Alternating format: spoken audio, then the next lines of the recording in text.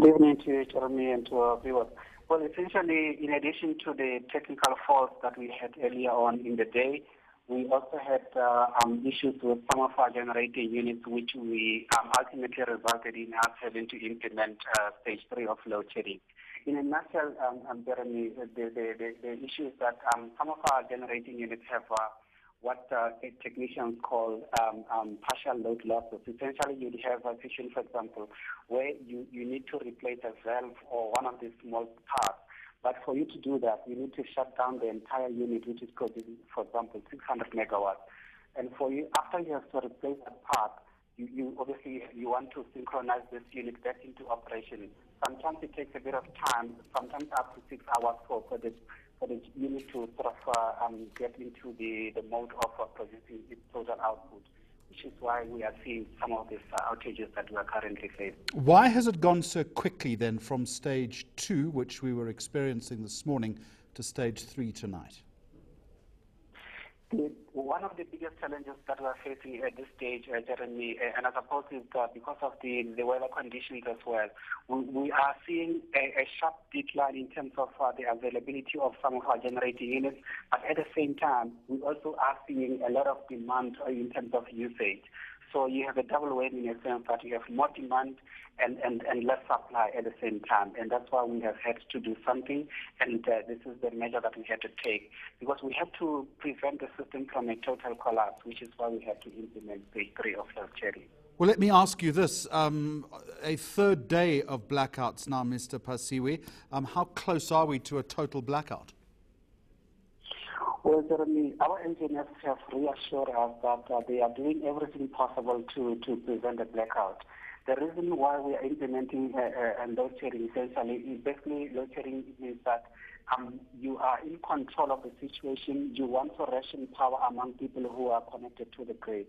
A total blackout essentially would mean that the system will just collapse on its own. And fortunately, so far, it may sound like an irony when we say fortunately while people are sitting in the dark.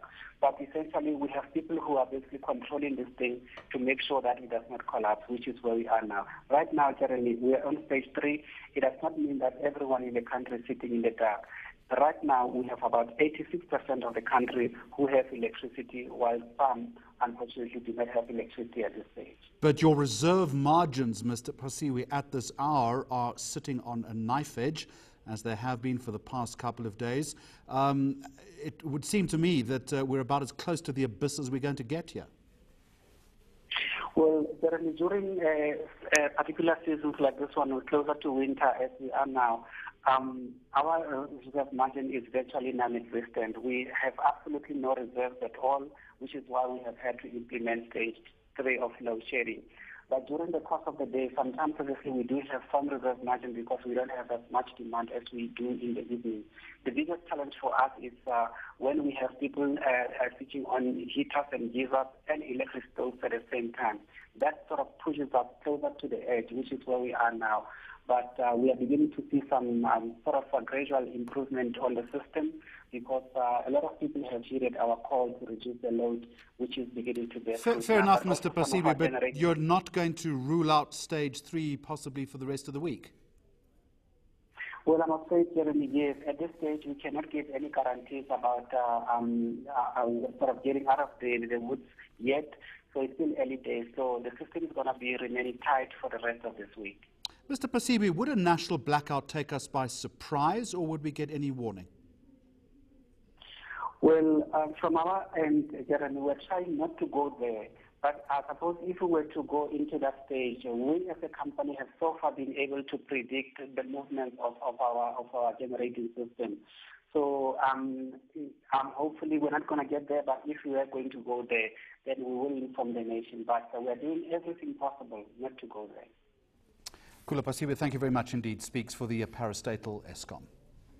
This is Newsnight. When we continue, we bring you the latest from Durban. That's where police are staying on a high alert.